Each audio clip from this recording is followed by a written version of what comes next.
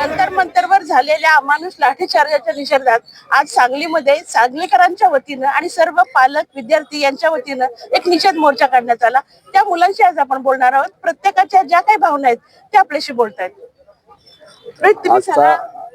बोला. आजचा मोर्चा हा आम्ही धर्मेंद्र प्रधानचा राजीनामा घेण्यासाठी करत होतो.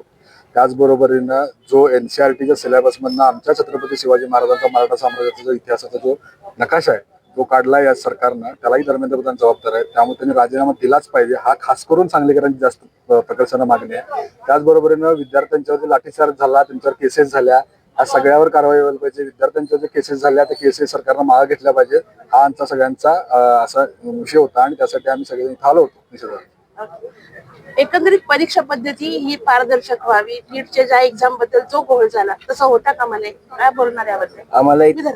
आम्हाला इथे धर्मेंद्र प्रधान यांचा राजीनामा पाहिजे आहे, कारण की ज्यांनी नीटचा पेपर लीक केला त्यांना धर्मेंद्र प्रधान यांचा सपोर्ट होता. त्यांनी NCERT मधून छत्रपती शिवाजी महाराजांच्या आपल्या मराठा साम्राज्याचा नकाशा काढला, ते डायरेक्ट त्यांच्या अंडर येतं. त्यामुळे आम्हाला हे आणि परत जेव्हा रिनीट घेतली, जेव्हा परत परीक्षा घेतली त्यावेळेस पण एकाचा पेपर दुसऱ्याला गेलाय असं झालंय आणि मार्क्सचा खूप घोटाळा झालाय असं. त्यामुळे नेमक्या मागण्या सांगा. आमची आज मोर्चा करायचं मेन मागणी हीच होती की जो नीट पेपर लीक झाला ते जी फुटी झाली ती व्हायला नाही पाहिजे होती. 2024 मध्ये ज्यावेळेस हे झालेलं त्यावेळी सुद्धा जे सरकारने ज्या हिंमतीने सांगितलं की हे पुन्हा आम्ही होऊ देणार नाही, हे तरी झालेलं आहे. परत 2026 मध्ये आता झालेलं आहे. ह्याच्यामध्ये 21 लोकांनी सुसाईड केलेलं आहे, त्याच्यापेक्षा जास्त असेल. पण आपल्याला माहिती आहे की आता 21 जणांनी सुसाईड केलेलं आहे. त्याबद्दल गव्हर्नमेंटची काही अकाउंटेबिलिटी नाही आहे. यांना कॉन्डोलन्सेस सुद्धा गव्हर्नमेंट कडनं कोणी प्रोव्हाइड केलेली नाही आहे. आमचं म्हणणं हेच, नीटच्या बाबतीत नाही, CBSEच्या बाबतीत झालं, SSC GDच्या बाबतीत झालं. त्यामुळे इस्तिफा द्यावा हेच आमचं मेन म्हणणं, ज्याच्यानं गव्हर्नमेंटकडे जर अकाउंटेबिलिटी येईल, प्रेशर बनलं जाईल. नुसतं एज्युकेशनच्या सेक्टरमध्येच असं नाही, बाकी मंत्र्यांना पण कळेल की बाबा हा युवा आहे, नवीन भारत आहे, आवाज उचलणार आणि कायम करणार. कुठलंही सरकार असू दे आणि विचारणारच. जर तुम्ही आता सत्तेत आहे तर आम्ही तुम्हाला नाही तर कोणाला प्रश्न विचारणार. तर हे आमच्या मागणी आहेत की त्यांनी सगळ्यात पहिला इस्तिफा द्या. ज्या कोणी लोकांच्या घरी सुसाईड वगैरे झाले ते ऑब्व्हियसली आता सरकारने ते मंजूर केलेले आहेत की सगळ्यांना कॉम्पन्सेशन वगैरे मिळावं. पण तरी सुद्धा जे लाठीचार्ज वगैरे झालेला होता अगोदर, अतिशय निर्गुण आहे. ते पीसफुली जर कोणी करत असेल तर त्या लोकांप्रती एक्सपायर्ड टिअर गॅस, जर काठ्यांना तुमच्या जर खेळ लागले असतील ते सगळं करणं, पॅलेट गन वगैरे युज करणं, हे सरकार यासाठी कुठेतरी जबाबदार आहे. आणि ते झालं नाही पाहिजे, कारण तुम्ही प्रोटेक्ट कोणाला करताय? आम्हालाच करताय, आम्हाला भारतीयांनाच करताय. त्यांच्यावर जर तुम्ही असं करत असाल तर हे अतिशय चुकीचं आहे आणि गव्हर्नमेंट याची अकाउंटेबिलिटी घेतली पाहिजे. आणि हा मोर्चा जो पूर्ण भारतात निघाला त्याला लक्षात ठेवलं पाहिजे. इन्कलाब जिंदाबाद. ओके, आपण आता पण दिल्लीमध्ये जे काय प्रोटेस्ट चालू आहे ते आपण बघत आहोत. ज्या पद्धतीने विद्यार्थ्यांवर लाठीचार्ज करण्यात आले, जे इलेक्ट्रिक महिलांवर काही इलेक्ट्रिक शॉक म्हणजे हे देण्यात आले आणि लाठीचार्ज मध्ये ते खिळे घुसवण्यात आले, टिअर गॅस यूज करण्यात आले. त्यामुळे या निषेध आम्ही करत आहोत.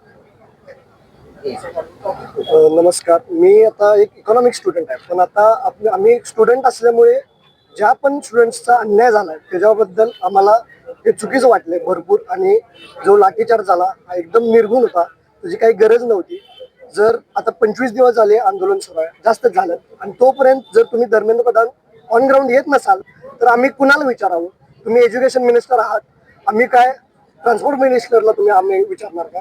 तुमचं हे जबाबदारी बनते की तुम्हाला ग्राउंडवरती येऊन, जंतर मंतरला येऊन तुम्हाला बोलावं लागेल स्टुडंटसाठी. जे 21 लोक मेलेत, जे 21 स्टुडंट्स मेलेत, त्यांच्याबद्दल अकाउंटेबिलिटी तुम्हाला घ्यावाच लागेल.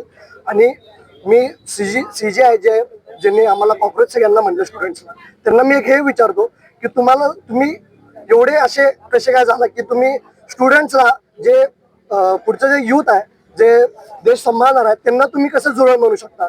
तुम्ही काय इथं किडे मकोडे तुम्ही आम्हाला समजून घेतला काय? आम्हीच सगळा देश आम्ही पुढे नेणार आहोत आणि आज हा आम्हाला इस्तिफा हवाच आणि त्याच्याबद्दल आम्ही आवाज उठवणारच जोपर्यंत आम्हाला इस्तिफा मिळत नाही. इन्कलाब जिंदाबाद. थँक्यू. शिक्षणाबद्दल जे आता पारदर्शी धोरण असणं आवश्यक होतं, परीक्षेबद्दल असणार होतं, त्याबद्दल सरकार फेल ठरलंय. याबद्दल student voices deserve to be heard. प्रत्येक युवाचा आवाज हा ऐकला गेला पाहिजे. जे गेले कित्येक दिवस आपण बघतोय आताची जी सिच्युएशन आहे ते उलटा चोर कोतवाल को डाके, आंदोलनकर्त्यांवर ज्या कारवाया होत्या त्याऐवजी दोषींवर झाल्या पाहिजेत असं आमचं स्पष्ट मत आहे. आणि जी खालावत चाललेली शैक्षणिक दर्जा आहे तर आम्ही इथे आज for education for equal opportunities, येणाऱ्या रोजगार संधी आणि एक बळकटी असणारं योग्य दर्जेदार शिक्षण हे सगळ्यांची मूलभूत गरज आहे. जसं अन्न पाणी निवारा ह्या आपल्या मूलभूत गरज आहे, तसं एक दर्जेदार शिक्षण देणं हीच आपलं भविष्य आहे. आणि या भविष्यासाठी आमचा सर्वांचा पाठिंबा आणि ह्या सर्व विद्यार्थ्यांनी इथं आज आंदोलन केलं. धन्यवाद. सत्तेतील काही मंत्र्यांनी काही नेत्यांनी जंतर मंतरमध्ये जे विद्यार्थी आहेत त्यांना आतंकवादी असं घोषित केले. तर माझं सरकारला एकच म्हणणं आहे की जर एवढे सगळे आतंकवादी जर दिल्लीमध्ये संसद भवनच्या जवळ येत असतील तर जे आपले गृहमंत्री आहेत त्यांनी राजीनामा द्यावा. जर ते आतंकवादी नसतील तर ज्यांनी त्यांना आतंकवादी म्हणले त्यांच्यावरती ही कारवाई व्हायला पाहिजे. तर अनेक जण असं विचारतात की तुम्हाला राजीनामा काय पाहिजे. एखादा नेता जेव्हा एखादा साधा गट्टर जरी बांधला तरी बॅनरबाजी करतोय, त्या गटरीपेक्षा जास्त बॅनरबाजीवर पैसे खर्च करतात. मग जेव्हा देशात समस्या होतात, पेपर फुटतोय, तेव्हा त्या नेत्यांची जबाबदारी नाही आहे काय? त्यामुळे मला वाटते की धर्मेंद्र प्रधान यांनी राजीनामा द्यायला पाहिजे. आणि खरं आहे प्रॉब्लेम एज्युकेशन सिस्टीम मध्ये नसून एज्युकेशन सिस्टीम मध्ये बसलेले अनएज्युकेटेड नेते आहेत त्यांच्यात प्रॉब्लेम आहे. कारण त्यांना शिक्षणाचं महत्व नाही आहे, विद्यार्थ्यांचं महत्व नाही आहे, एका परीक्षेसाठी किती अभ्यास करावा लागतो याचं महत्व नाही आहे. आणि त्यामुळे मला वाटते की याची अकाउंटेबिलिटी सरकारनं घेणं गरजेचं आहे. त्यामुळे पेपर फुटलाय आम्ही फुटलाय का हा प्रश्न जे प्रत्युत्तर सरकार विचारतंय आम्हाला ते चुकीचं आहे असं मला वाटतं. मॅडम अजून एक बोलायचं आहे, मला एक बोलायचं आहे की मला पूर्ण भारतातील सगळ्या विद्यार्थ्यांना सगळ्यांना एक आव्हान करायचं आहे की यार न्यू जनरेशन पॉलिटिक्स मध्ये या यार. हे 70 वर्षाचे 50 वर्षाचे यांना जाऊ दे आता. जोपर्यंत आपण पॉलिटिक्स मध्ये येणार नाही मोर्चे काढून काही होणार नाहीये. तुम्ही या पॉलिटिक्स मध्ये ज्यावेळी पॉलिटिक्स मध्ये याल त्याच वेळी हे सगळं होणार आहे.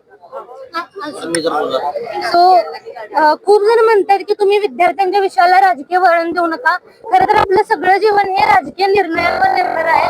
म्हणजे महागाई वाढली तरी आपल्याला परिणाम भोगावा लागतो. शाळेची फी असू दे, पुस्तकात कुठला धडा ठेवायचा कुठला नाही ठेवायचा हे सगळं राजकीय निर्णयांवर अवलंबून आहे. तरी आम्हाला प्रत्युत्तर विचारलं जाते की तुम्ही याला राजकीय वळण का द्यायलाय. जोपर्यंत राजकारण हे शिक्षणावर होत नाही तोपर्यंत या देशाचा विकास होणार नाही.